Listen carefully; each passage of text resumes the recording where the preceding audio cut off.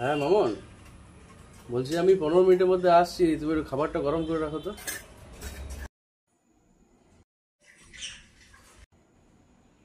টাইমটা দেখেছো জয়? কটা বাজে একবার দেখো। ডেলি ডেলি যদি এভাবে লেট করো তাহলে তো চলবে না। না, আমার তো ডেলি ডেলি ঘুম ভেঙে যাচ্ছে। এক কাজ করো, তুমি যদি এভাবে লেট করবে না তাহলে এবার থেকে বাইরে খেয়ে চলে আসবে। বৌমা, হ্যাঁ মা, বলো।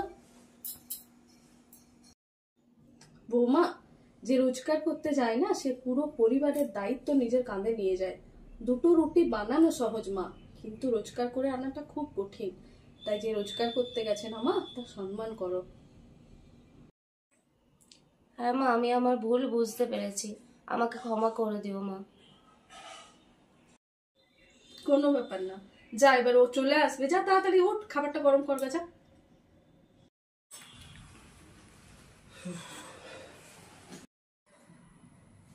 চলে এসেছো তুমি?